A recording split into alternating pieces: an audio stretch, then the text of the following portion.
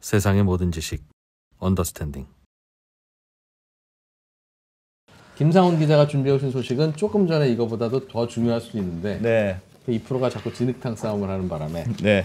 조금 뜨거워졌습니다. 바로 김상훈 기자 모셔서 준비한 내용 읽을 거고요. 요즘 상승세 김상훈 기자. 시간 이렇게 조금 들이면 안 되는데. 혹시 실 있습니까? 실과 바늘? 왜요? 잠깐 꼬매놓게. 예. 자, 태영건설 이야기. 예. 지금 어떻게 더 돼가고 있습니까? 네, 안녕하세요. 김상훈입니다. 네. 시간이 얼마 없는데 네.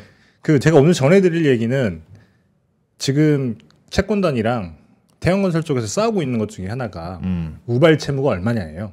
이게 굉장히 중요한 이유가 뭐냐면 이 우발 채무가 얼마냐에 따라서 들어가야 되는 뉴머니가 얼마인 거고 그다음에 태영건설의 자구 계획이 얼마쯤은 나와야 되고 그다음에 그 오너 일가의 사대 출연이 얼마나 될지 이게 나와야 되는데 그렇겠죠. 채권단에서 주장을 하는 거는 네. 직접 차입금이 1.3조고 이건 직접 차입금이니까 우발 채무는 아니죠.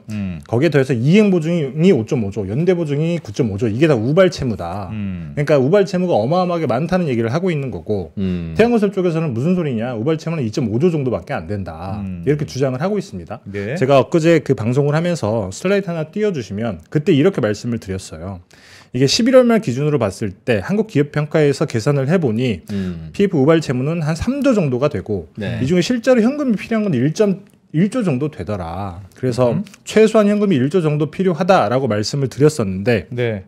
제가 오늘 취재를 해보니까 조금 내용이 다른 게 있더라고요. 그래서 네. 오늘은 제가 그걸 설명을 드릴 텐데 일단은 이 슬라이드에 나와 있는 거는 11월 말 기준이에요. 네. 11월 말 기준이라고 하는 얘기는 태영건설이 정상 기업일 때 얘기인 거죠.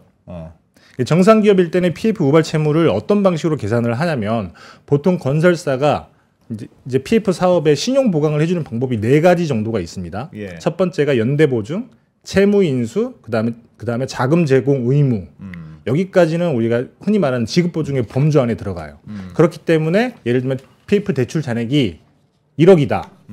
그러면 그 중에서 얼마 정도가 우발 채무다 이런 식으로 계산을 하는 거죠. 예. 그래서 연대보증이나 채무인수 같은 경우에는 대출 잔액만큼 우발 채무가 잡히는데 자금 제공 의무 이런 것들은 보통 보니까 한 10% 정도 정확한 수치인 건 모르겠습니다만 태영건설인 경우에는 한 10% 정도 잡더라고요.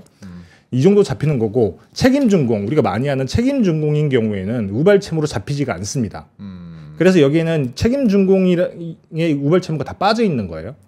근데 이번에 이제 워크아웃 들어가고 난 다음에 이제 채권단에서 다 이렇게 장부를 들여다봤겠죠. 예. 장부를 들여다봤더니 책임 준공이긴 한데 조건이 달려있는 책임 준공들이 있더라. 그게 무슨 말입니까? 그러니까 책임 준공인데 이걸 미이행하게 되면 우리가 채무 인수를 한다. 네. 이 말은 뭐냐면 약속한 날짜까지 건물을 완공을 하기로 했는데 예. 완공을 못하게 되면 그 채무를 우리가 다 따먹겠다라고 하는 거죠.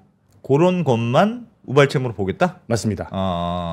아니 그런 게 있었던 거예요. 예. 회계상으로는 우발채무로 잡히지 않기 때문에 신용평가사에서는 이게 우발채무가 아니다라고 계산을 했던 건데 예. 워크아웃해서 들어가 봤더니 책임준공이긴 한데 조건이 달려있는 그래서 이게 보증채무인 건지 실제로 대출인 건지 굉장히 판단하기 아리까리한 그 우발채무들이 있더라는 거예요. 제가 그걸 계산해 봤더니 그게 3.5조쯤 됩니다. 그게 예. 그렇죠. 예. 그래서 지금 진실구망처럼 얘기가 오가고 있는데 이 태영건설이 말하는 우발 채무가 2.5조보다는 훨씬 더 많은 것으로 보인다. 야, 그거는 되게 애매하네요. 사실상 빚이 될 수도 있고 안 될 수도 있고 그런 거네요. 맞습니다. 내가 잘 그 마감 기한을 잘 지키면 그냥 없던 일이 되는 거고. 그렇죠. 그걸 못 지키면 내가 그거 빚이 되는 거니까. 그래서 정상 기업인 경우에는 사실 우발 채무로 계산을 안 한 이유가 이거 준공 날짜를 지키지 않는 경우가 없으니까. 예. 근데 워크아웃으로 들어갔잖아요. 예. 그러면 이제 기업 어분도 잘 돌아가지도 않고 당장에 상거래 채권이 막혔기 때문에 책임 준공 날짜까지 짓지 못하는 경우가 대부분일 텐데 이제 그렇기 때문에 이거를 우발 채무로 봐야 되냐 말아야 되냐 요 문제가 생기는 거죠. 그래서 채권단에서는 니들이 말하는 2.5조보다 훨씬 더 우발 채무가 많다는 거고 예. 태영은 지금도 우리가 2.5조 수준밖에 안 된다라고 얘기를 하고 있는 거고. 세상에. 계산법에 대한 약간 차이가 있는 거군요. 맞습니다. 그래도 뭐 채권단이 지금은 훨씬 그 말빨이 센 시기 아닙니까? 결국 채권단이 계산하는 거대로 흘러가지 않을까요? 일단은 워크아웃 개시가 되면 그때는 예. 이제 채권단이 주도권을 쥐고 하겠죠. 근데 지금 워크아웃 개시 전이기 때문에 서로 간에 명분 싸움을 하는 거예요. 채권단 입장에서는 최대한 그러니까 채권단 말처럼 뭐 우발 채무가 뭐 5.5조에 9.5조를 더하면 10조가 넘어가잖아요. 예. 실제로 필요한 돈이 우발 채무가 그 정도까지 되진 않을 거예요. 예를 들면 그 계산한 것 안에서도 예를 들면 분양이 거의 다 된 사업장도 있을 수 있고 예. 그래서 리스크가 없는 사업장도 있을 수 있고 실제로 돈이 필요한 게 얼마일지는 정확히 실사를 해보기는 해봐야 되는 게 맞습니다. 네. 근데 다만 채권단이 말한 것처럼 그리고 제가 말씀드렸던 것처럼 이게 책임 준공임금 맞는데 우발 채무라고 볼 수 없는 게 맞는데 정상 기업일 때는 워크아웃 기업이 되게 되면 우발 채무가 될 수밖에 없는. 예. 근데 이걸 우발 채무로 잡냐 안 잡냐도 기초법에 정확하게 나와 있지 않아요. 아하. 아, 책임 준공을 하기로 했으니까. 책임 준공을 하기로 했는데 이거는 회계상으로 우발 채무 안 잡히는 게 맞아요. 회계적으로는 그렇죠. 그래서 신용평가사들이 그 책임 준공 확약을 한 곳들은 책임 준공이라는 게 짓다만 아파트지만 우리가 끝까지 지어드리겠습니다. 맞습니다. 왜 우발 채무를 안 잡죠? 이게 원래는 지급 보증 방식으로 해왔던 건데 지급 보증을 하게 되면 이게 다 건설사들 부채 비율로 잡히는 거예요. 예. 그래서 책임 준공이라고 하는 새로운 신용 보강 방식을 만든 거죠. 그러니까 IFRS가 시행이 되면서 건설사들이 지급 보증을 하는 거는 건설사들 다 부채 비율로 들어가는 건데. 들어가는 거야. 그렇게 했더니 나온 게 책임 준공입니다. 이거는 회계적으로 우발 채무로 안 잡히기 때문에 건설사가 책임 준공 확약을 해주면 본인들 그 재무제표에는 부채로 잡히지가 않습니다. 우발 채무로 잡히지가 않는다는 거죠. 내가 책임지고 끝까지는 지어줄게. 딱 거기까지만 책임을 지는 겁니까? 맞습니다. 그러니까 허허벌판에 아파트 짓겠다고 시행사가 찾아왔는데 그 돈을 빌려달라고 해서 그 돈을 빌려줘야 하는 그 새마을금고나 뭐 이런 제2금융권은 우리가 널 어떻게 믿냐? 우리가 널 어떻게 믿냐? 네가 안 갚으면 태영이 와서 갚는다고 보증서 가져와. 그게 연대보증이거나 채무인수이거나 그렇죠. 그런데 그거는 못 해주겠답니다라고 할 때 그 대신 태영이 우리가 이 땅을 사기만 하면 책임지고 건물을 지어줍니다. 분양이 되든 안 되든 그냥 다 책임 준공까지 해준다고 했습니다. 네. 그럼 여러분은 다 분양 지어졌는데도 완공 후 미분양일 때만 리스크가 생기는 거 아닙니까? 그거죠. 그러니 그렇죠. 설마 그렇겠습니까? 돈 빌려주십시오. 이게 사실상 보증이나 마찬가지입니다. 그렇게 했다는 거군요. 그렇죠. 그렇게 해왔는데 워낙에 좋다 보니까 이제 그때부터 모르겠습니다. 이제 PF 해주는 그 금융기관들이 좀 더 요구를 했겠죠. 니네 알겠습니다. 이게 책임 준공 안 되면 어떻게 될 거냐. 그래 지금은 너무 허허벌판이면 네. 아무도 분양 안 받을 수도 있겠네요. 이전에 그렇게 해왔던 거죠. 지금이 아니라. 그것도 부책임. 이런 경우 그러니까 태용처럼 책임 준공이 안 됐을 때 네. 날짜를 제대로 마감 기한을 못 지켰을 때 네. 그러면 부채를 다 떠안고 그건 진짜 부채가 되는 셈인 건데 그렇죠. 태용을 직접 빌린 게 되는 거죠. 조건부로 부채가 생기는 셈인데 네. 그 전에는 이런 사례가 없었어요. 최근에 새로 생긴 거죠. 건설사 워크아웃이 사실 마지막으로 된 게 2015년쯤인가 그럴 거예요. 그 전에는 이런 경우가 없었는데 이제 그 이후로 생기는 겁니다. 이제 그 이후로 생겼는데 건설사도 그냥 해줬겠죠. 왜냐하면 어차피 재무제표에 부채비율로 잡히는 것도 아니고. 잘 되니까 그럼 우리가 채무인수 확약해줄게. 이제 그렇게 됐던 건데 지금에 와서 이게 발목을 잡는 거죠. 지금 대부분의 건설사들이 책임 준공인 경우에는 미이행 시 채무 인수라고 하는 이 확약서를 조건으로 달아놓는다고요. 요즘 대부분 그래요. 맞습니다. 그러면 앞으로 이런 경우는 이게 다 문제가 되겠네. 만약에 건설사가 또 워크아웃에 들어가게 되면 문제가 생기는 거죠. 그래서 어찌 됐든지 간에 필요한 돈이 훨씬 더 많아지는 거예요. 예. 이제 그러하다 보니 그게 3조쯤 된다고요? 근데 그 3조인데 이제 그 안에서도 예를 들면 리스크에 따라 또 다 다를 수가 있잖아요. 예를 들면 이미 그 안에서 태영건설이 이미 매입한 그 채무도 있을 테고 그다음에 100% 분양이 되는 데도 있을 테고 그렇게 따지다 보면 실제 필요한 현금은 3.5조보다는 더 밑에 있을 거예요. 근데 다만 여기서 새로 생겨난 우발 채무가 3.5조인 건 맞다. 여기에 또 자금 보충이라 그래서 이것도 신용 보강 방법 중에 하나인데 자금 보충은 말 그대로 필요한 돈, 그러니까 돈이 부족하면 우리가 대주겠다라고 하는 의미 그 확약서가 신용 보강 같은 건데 여기도 보통은 그래서 정상 기업인 경우에는 태영건설 사례를 보니까 자금 제공 의무 확약을 했던 경우에는 우발 채무는 10% 정도 잡더라고요. 이것도 우발 채무가 10%만 잡혀야 되는 건데 정상 기업이면 근데 이것도 미이행 시 채무 인수라고 하는 조건이 달려 있어요. 이런 경우에 또 우발 채무가 100%로 늘어납니다. 이것도 2.5조. 한 3조 정도에 있는데 여기서도 우발 채무가 확 늘어나는 거죠. 그래서 사는이 말한 것처럼 우발 채무 규모 자체는 굉장히 많이 있다.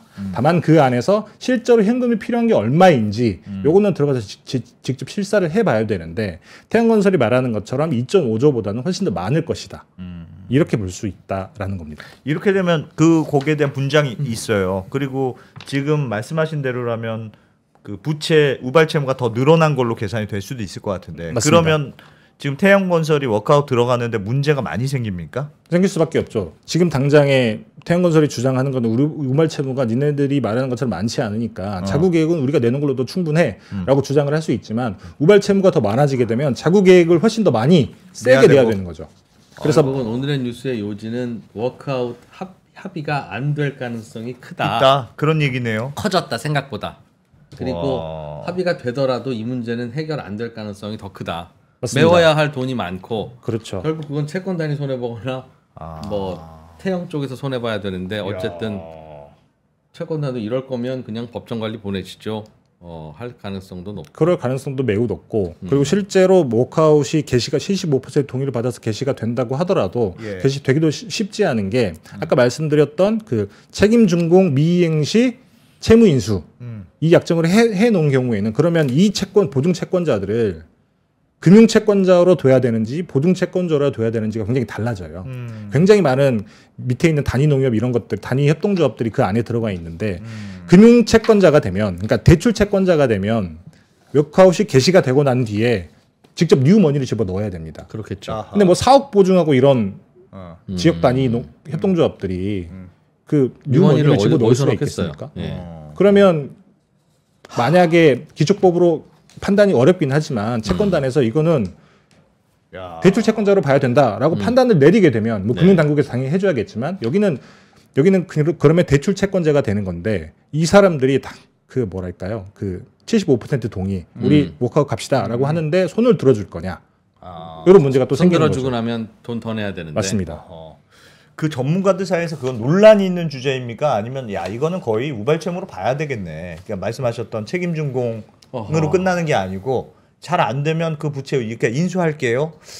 이렇게 보면 이런 것 같고 저렇게 보면 저런 것 같은데 이거는 여전히 논란이 있는 주제예요? 아니면 사실상 채권단의 주장대로 거의 갈 것 같습니까? 논란이 있는 주제인 게 이거는 사실 채권의 성격을 법에서 정해줘야 되는데 기축법에 없는 거예요.